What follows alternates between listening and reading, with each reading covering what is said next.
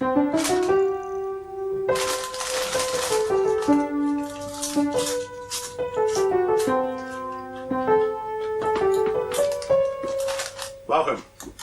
to another episode of Good Afternoon Adelaide clips that I've assembled. That's me, Ben Felixstove. Without further ado, let's begin watching.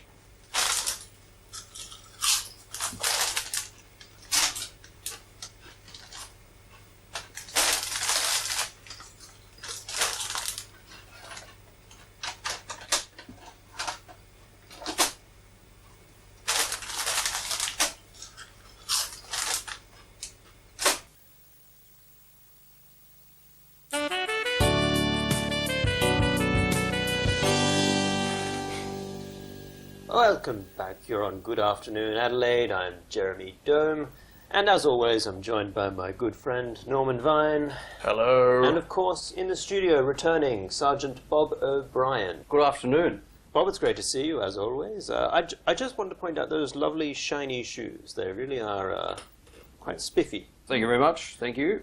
And Norman, You're almost blinding me with those. Oh, Fantastic. Do you use turtle wax? That could be a crime. Well, you'd be the one to ask about that, wouldn't you? and Norman, you've just come back from the half pipe, I see. No.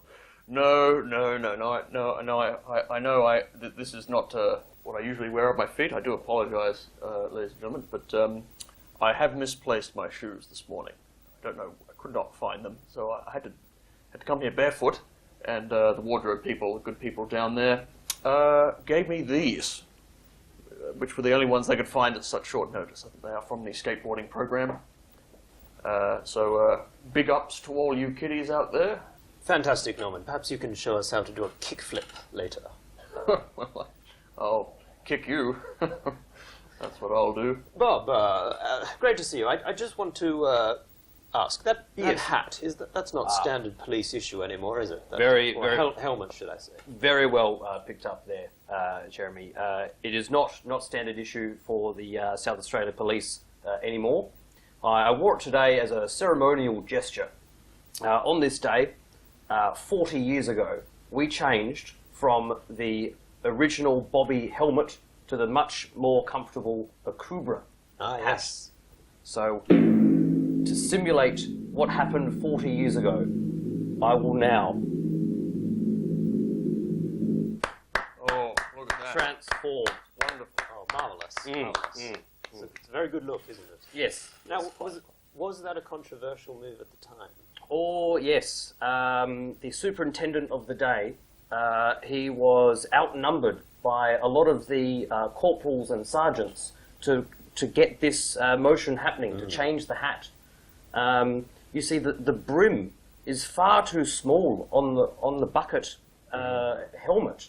Yes. And this bright Australian sun, we need these large rims. Very, very sensible, very sensible. So you've got to modernise. It's progress. Quite. Okay, Bob, well, pleasantries over. I think it's time for us to ask that question that we ask every Friday. Is it a crime?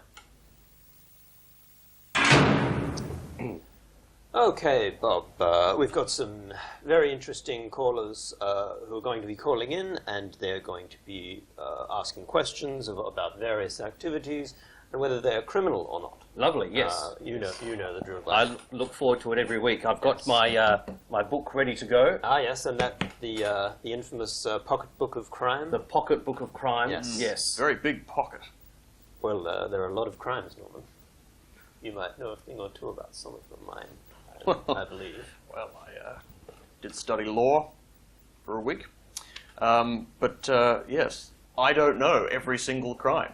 I mean, I probably know less than half of what's a criminal act. And that's why Sergeant Bob Bryan is here.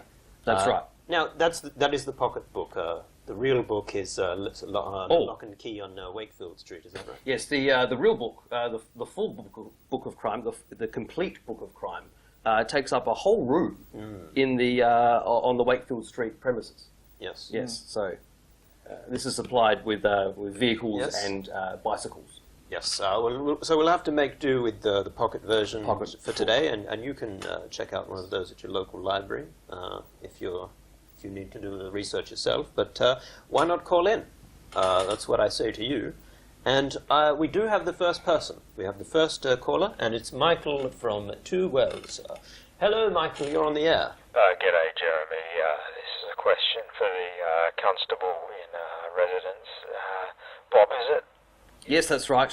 Yes, Bob. Yeah, Bob. Sergeant Bob, I'm heading off on a bit of a cross-country drive to Melbourne tomorrow, and I'm wondering what the legal situation is with regard to bringing some fruit and vegetables across the border.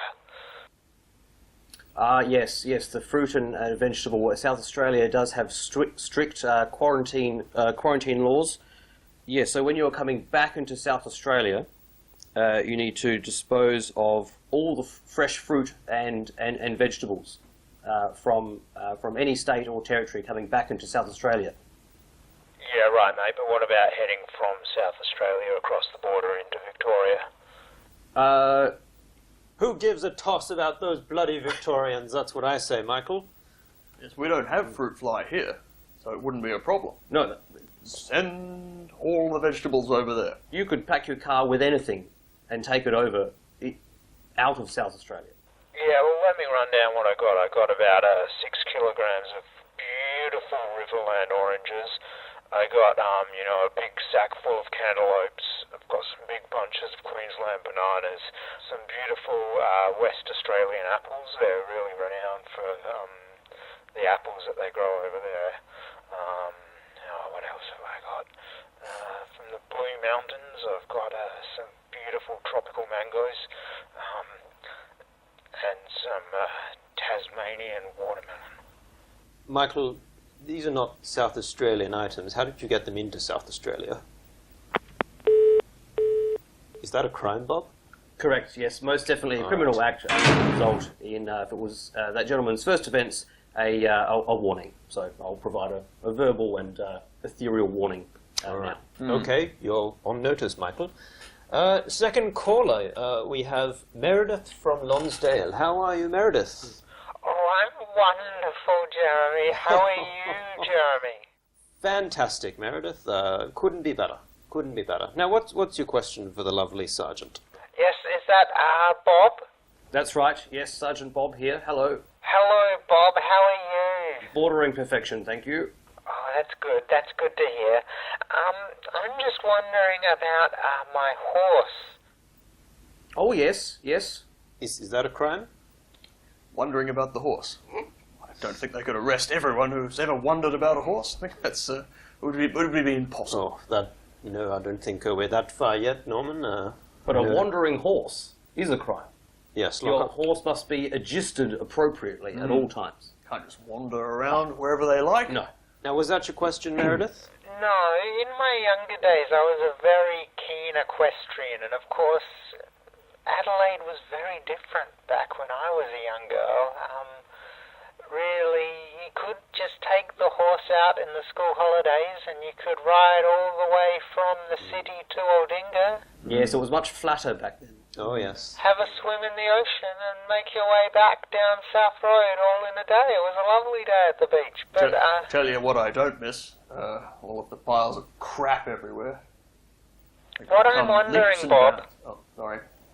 what I'm wondering, Bob, is if I were to take my horse out on the road today, would that be strictly legal? You would have to fulfil a few bits of the criteria for the traffic laws. I'll just get to T for traffic and run you through. So you would need to provide some sort of indication mechanism or lightage. Would you have that for the horse? Oh yes, my horse has indicators.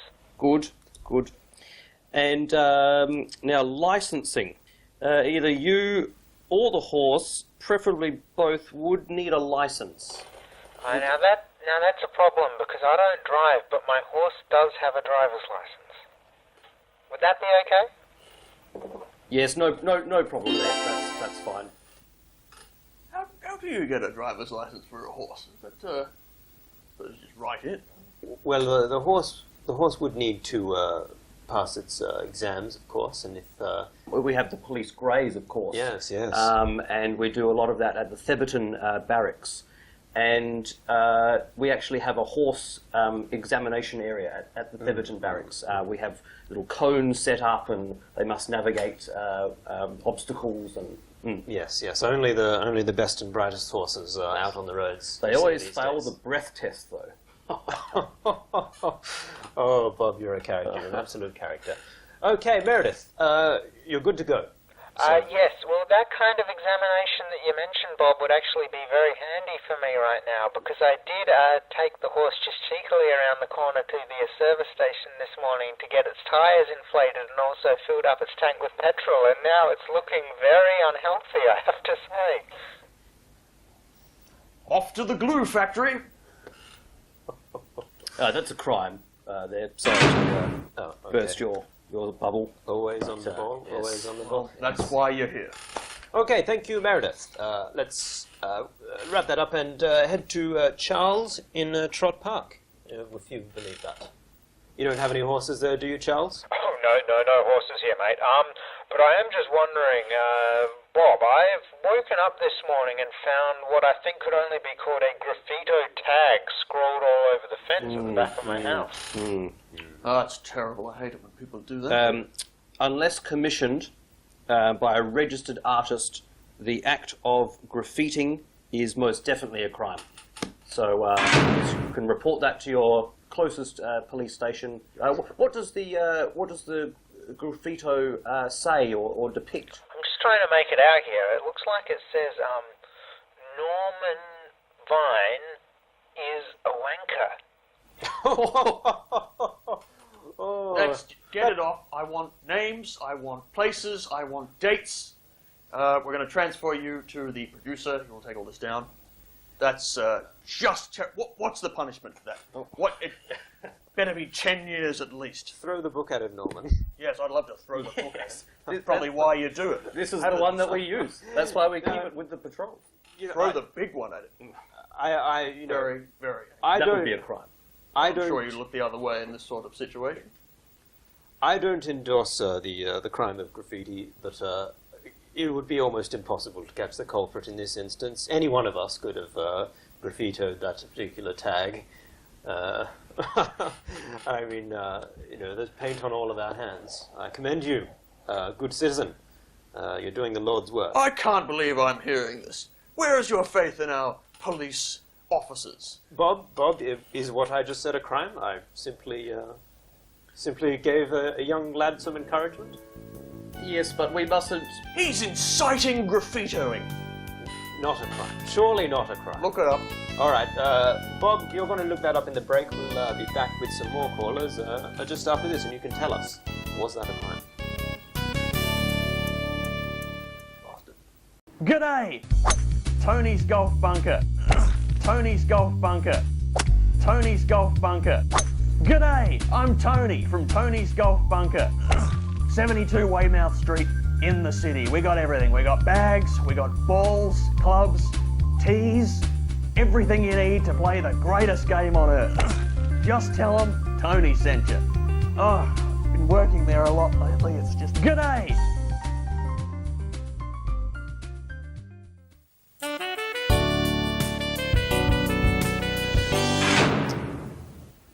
Welcome back, everybody. We're in the middle of our Is It a Crime talk. I'm here with everyone's favourite fashion criminal, Norman Vine. Yes, hello, Norman. Keep dreaming. Keep dreaming, doom. Money doesn't buy taste, Norman. And Bob Ryan. Clothes, so. Bob, how are you doing? You were about to tell us, is inciting the children to graffito a crime? Yes, and I have found the page here. Yes, incitement of crime, incitement of hatred, crime, incitement of violence, crime. No graffito mentioned. That what? There you go, kids. Have at it. If you want to give me a call after the show, I'll give you Norman Vine's personal address. Oh, that's just... He's only joking, because that would be grossly irresponsible. Not a crime. Not a crime. Irresponsible, but not a crime. It may be in the complete book of crime. If it is, sue me. Joke's on you. You got nothing. Exactly.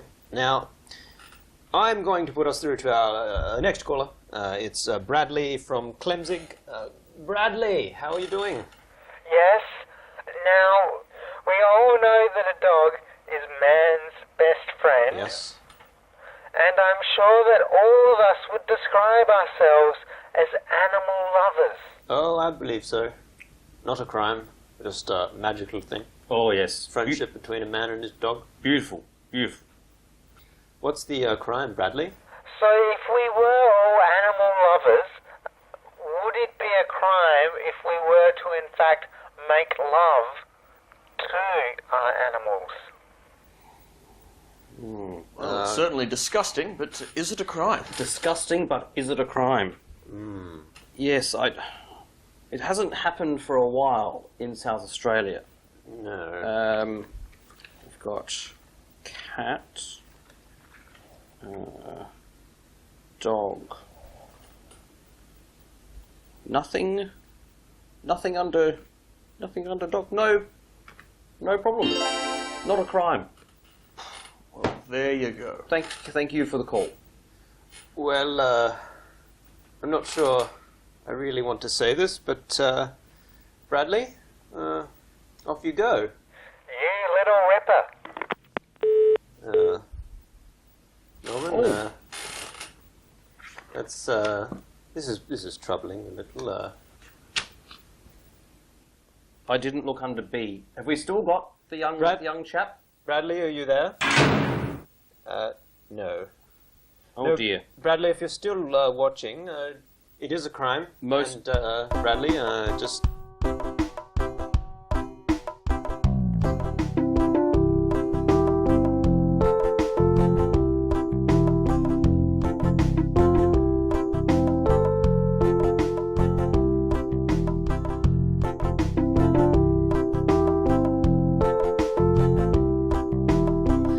Now, let's go to, I believe, Gordon at McBean Pound. Oh, lovely part of SA. Lovely weather up there. Hello, Gordon. I was just listening to your previous calls of depravity and disgust about scrolling those vile insignia across buildings, and it made me wonder, when are they going to bring back the cane to our schools? Ah, corporal punishment. Norman, I hear you like to be caned, so I've heard. No. But that's not criminal at all. Sergeant, corporal punishment, the cane. What is the official... Do we need to look at the Book of Crimes, no? No, this query comes through quite a lot Yes. with concerned parents. As long as the cane is larger than 78 inches, not a crime. That's 78 inches the length of the cane, or sort of around the Circumference. Oh, no, length. length of the See, cane? what happens is when the cane is too short, that causes more injury. Is that so? That's right. That's right. Yes. Gordon, Watch out with those candy canes around Christmas time. Gordon, do you have any children? No, but I am the headmaster of one of Adelaide's elite private schools. And this is a bee in your bonnet, not being able to cane the children? Oh yes, I see them robbing those servo stations. I see them scrolling their graffito tags, and I just think all it would take is 20 stiff whacks across their lower parts, and they would be set on the straight and narrow. I'll administer the whacks. I don't mind. I'll do it. Well, under 78 inches, and you're good to go. Good on you, Gordon. Good on you. I've just remembered about the rule of thumb, though. Your circumference query reminded me. As long as the cane is no thicker than your thumb, that's where the expression comes from. So just get the man with the biggest thumb in your school, measure up the cane to his specifications. Perfectly legal. You know, I'm sick of all these bloody government regulations about, all sorts of things. But this is silly, isn't it? Why not? You should be able to cane your child with whatever you want. I mean, it's what happened to us. If We you're- turned out fine. If you ask me, I turned out fine. over-regulation is the real crime. Is that in there, Bob? Over-regulation. Over-regulation. They should bloody outlaw these Labour governments. Making things a crime, en masse. Should be a crime. Should be a crime. I'll write, the new edition is due out in about 6 months, so I'll write to the... Does it have a note section in the back that you can just write some temporary ones in yourself? Oh, no. Maybe next to all the public holidays, that sort of thing. Why would the public holidays be in the... Oh, yes, look, they are here. Are they crime? I've never been to this section. Well, that's reassuring. Let's move on to the next caller. Norman, would you do the honours? I'll take this. We've got Anthony from Giles Plain. That's Gillies Plains there, Norman. Oh, of course, I'm sorry. Where is that? That must be in the north. Rarely venture out that way. Well, I can tell you one thing. If I were any further north right now, I would be in the Port River, because I've been doing a spot of fishing in the port today, and I just did have a question, Bob. Is there any particular size restriction on the fish that you can extract from the Port River? Specifically from the Port River. From the Port River. It's a hive of activity up there. There's It's all happening in the people, port. ships. It's lovely. Nice. I think that place is the soul of Adelaide. You ever take a lovely stroll down St. Vincent Street on a Saturday morning? It's... Oh, I've never been there, but I've heard about it. Now, the crime book does talk about plate size. So, take a plate with you during your fishing expedition, and if it's the size of the plate, all yours. No crime. Oh, this is significantly larger than a plate there, Bob. Would it help if I described the fish in question to you? Oh yes. It's shiny and grey. It's got a big smile on its face with a bit of a tubular snout. There is a blowhole at the top of its head and a large dorsal fin. I would predict it's probably about 1.5 metres in length. And there's a crossbow arrow sticking out of the side, which is what I managed to catch it with. That sounds like a King George whiting. A monster of a catcher, Anthony. That sounds like it might be a record. 1.5 metres. I've never heard of a whiting that big. Well, that's why they call it the King. King George. Hello? Anthony? Yes, this will feed my family for weeks. Well, carry on then, Anthony. Good luck to you, and enjoy that tasty fish. I think we have time for one more caller. Yes, we do, Norman. We've got lucky last Oliver from Paraka. Hello, gentlemen. Oliver, how are you? I am splendid this afternoon, and Bob, I have to compliment you on your uniform. It is tremendous. You are looking fantastic this afternoon. Well, thank you very much. Bob, I am a big fan of your work. You are my favourite guest on this show. I must watch you every time you're on. And I do have a question for you, young man, which is, if you and I were to have some kind of encounter while you were on the beat, perhaps along the banks of the River Torrens, perhaps one dusky evening, perhaps involving your nightstick, young man, would that be a crime? It sounds like the opening to a Benny Hill sketch. Yes, look, I'll just... Pretty sure what you are describing is a crime. Yes, sodium, soda, Sod's Law. Yes. If something can go wrong or turn out inconveniently, it will. And that's a crime, is it? It's just a law. Just a law. So, All right, then. I think that clears it up. Does that clear it up for you there, Oliver? I'm just pleased to get on the show. Good on you. Very good. Yes. I'll see you down there later. Oh, before we go, Sergeant Brian, I just wanted to ask you, you're the man to talk to about this. Why is it that we have a fire brigade, but we don't have a crime brigade? Because that's essentially what the police is, isn't it? It may infer, though, that the officers enforcing the law start and commit the crimes. Oh, as in like, here comes the crime brigade. Precisely, crime. precisely. Yes, I think there would be some confusion. Yes, but Yes. but you don't think that the fire brigade is starting the fires? Well, they're there well, to put out the fire. Actually, many of them do, Norman. What, you mean like backburning and so? No, that's not what I mean. But do you understand Norman's point? I do, but you are most correct that some of the these nasty fire bugs that we have, unfortunately, do come from our fire brigade. Yes, So, yes. in the fire brigade's sense, it's And of course, that's official state policy. The Friends Close, Enemies Closer Act of 1983, which has significantly reduced the number of arson attacks, I believe. Well, I'm going to start this. Yes. I'm a trendsetter. From now on, not called the police. Here comes the crime brigade. You should start doing it. Let's see if it catches on. Norman, And that's... maybe also instead of saying ambulance officer, we can go back to what they used to be called, ambulanceman. Here comes the ambulanceman. Norman, That's how I was raised. utter nonsense. If you want to start your own crime brigade, I suggest you do so. Sounds like there's already a few out there I'm hearing in your backyard. But that's another story. Bob, thank you very much for joining us. It's been a pleasure as always. You've helped keep the state safer. He's the crime brigade. Hand yourselves in, criminals. Okay. Thank you very much.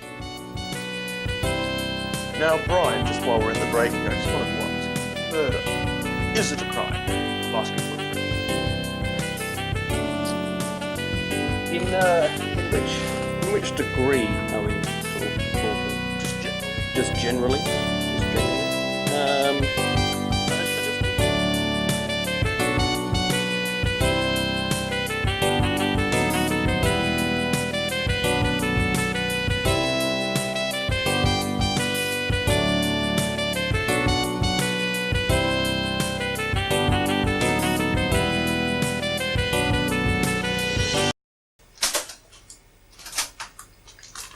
Alright, thanks for watching another week of Good Afternoon Adelaide clips. See you next time.